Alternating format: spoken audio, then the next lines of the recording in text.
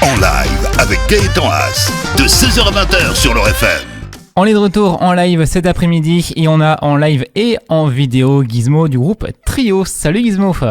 Salut. Comment ça va? Ça va bien, ça va bien. Ouais, Chez confiné comme pas mal de monde.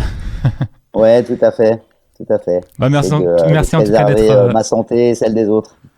Ouais, c'est important, effectivement. Bah merci d'être avec nous cet après-midi. Alors, déjà première chose, tu nous as réservé une petite surprise de la part du groupe pour nos réseaux sociaux. Ouais, alors on est en train de vous enregistrer des petits morceaux live, voilà, à la maison. On vous prépare des petites surprises, effectivement, qu'on va vous lâcher très bientôt avec leur FM. Eh ben parfait, ça sera à découvrir là d'ici quelques jours.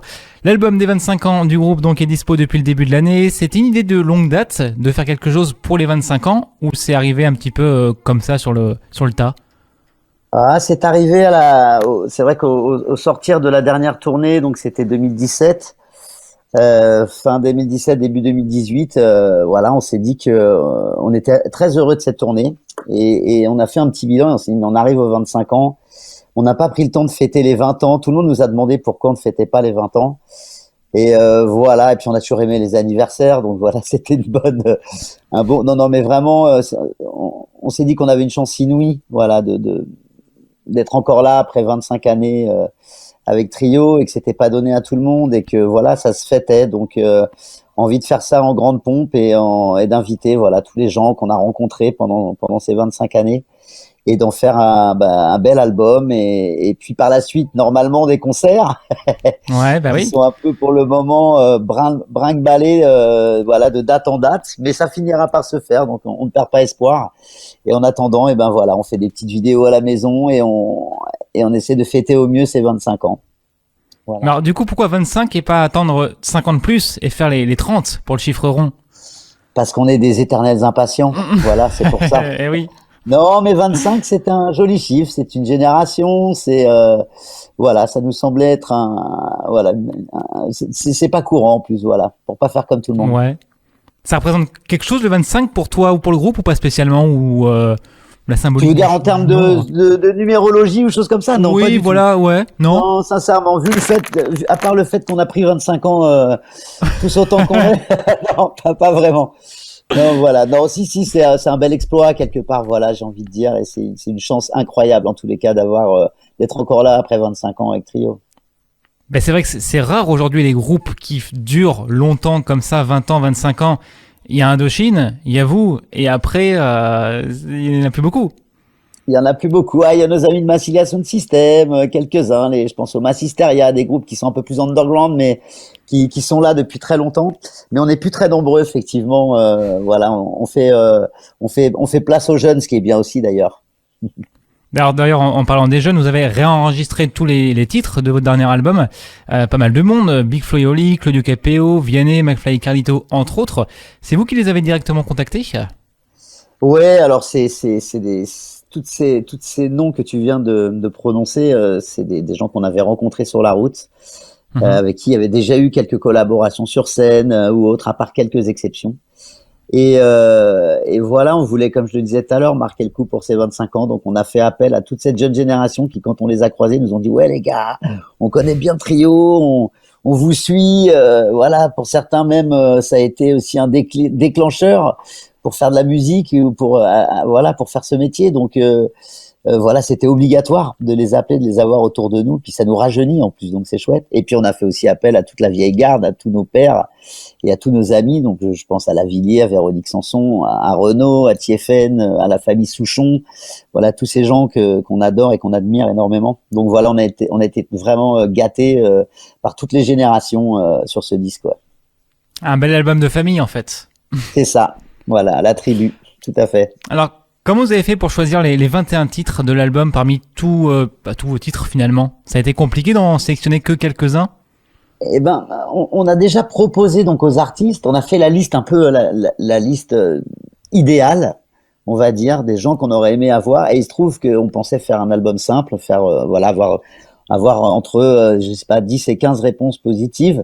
Et tout le monde a répondu présent. Tout le monde a dit oui, donc il a fallu s'atteler à un double album et après on a essayé de sélectionner les titres en fonction aussi des invités. Voilà, en se disant, tiens, tel morceau, je pense à un Hubert Félix Thiéphène, on peut pas lui proposer n'importe quelle chanson.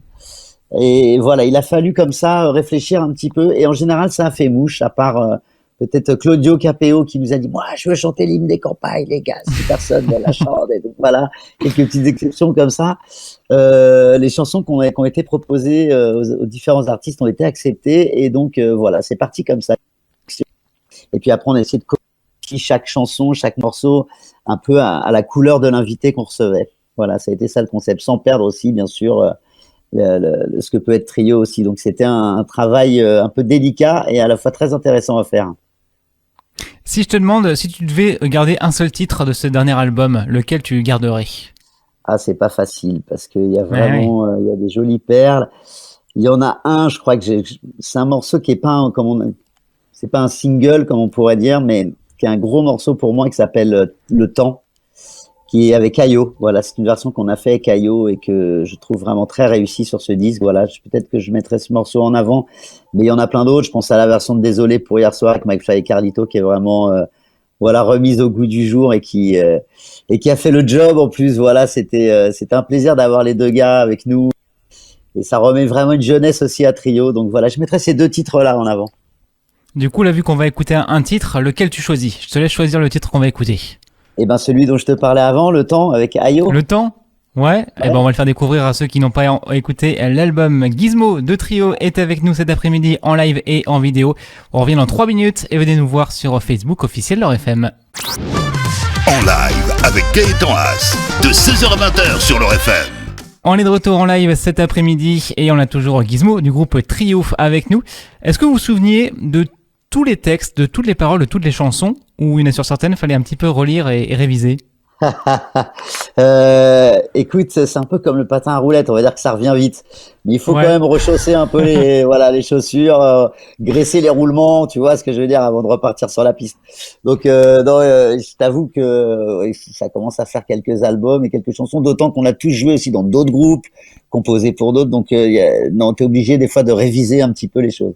Il y a des morceaux qui sont incrustés en toi, c'est incroyable parce que tu les as pas chantés depuis 10 ans et tu les ressors et bim, le texte sort comme ça d'un coup. Puis il y en a d'autres, il faut aller rechercher au fin fond de sa mémoire, c'est plus compliqué. Faut une petite relecture avant. On avait un joli pupitre devant nous au studio avec les textes au cas où, quand même. Donc pas de problème. Dans ces 21 titres, on retrouve évidemment les sonorités originales, mais avec un petit air de fraîcheur en plus quand même. Je suppose que vous n'avez pas envie de dénaturer forcément les titres originaux. Ben, on avait envie d'aller ailleurs, de pas refaire la même chose, ça c'est sûr. C'était l'idée, c'était pas de reprendre les versions originales et puis de remettre juste des invités dessus. Il y avait vraiment une envie de réarrangement, de remix, de surprendre aussi un petit peu. Donc il y en a à qui ça a beaucoup plu, d'autres à qui ça a moins plu. Je pense au public, à la base fan comme ça de Trio qui aime ce son acoustique reggae. Mais ça nous a fait beaucoup de bien en tous les cas. Puis je pense que c'est bien d'aller un peu vers le changement aussi, de pas tourner toujours autour de la même cuisine et d'amener d'autres saveurs, d'aller toucher un peu d'autres choses. Donc on a toujours essayé de faire ça avec Trio. Donc là c'est un exercice assez impitoyable parce que il faut pas se rater. Il faut que ça plaise à chaque artiste que tu invites. Donc il faut penser aux autres, il ne faut pas penser qu'à soi. Voilà. Mais c'était très très sympa. Et pour la suite, on est un peu dans cette optique-là.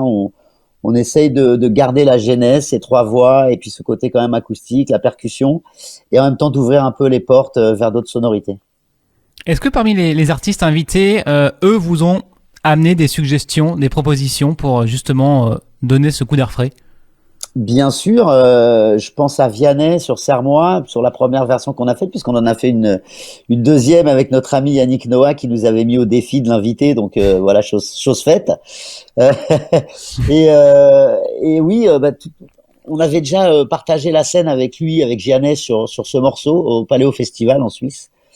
Et il arrivait avec sa guitare, il avait fait quelque chose d'assez incroyable, donc on avait envie vraiment qu'il y mette sa patte. Donc voilà, il est venu poser quand même son son et voilà, je pense à Big Flo et Oli qui ont voulu réécrire des petits textes sur la crise.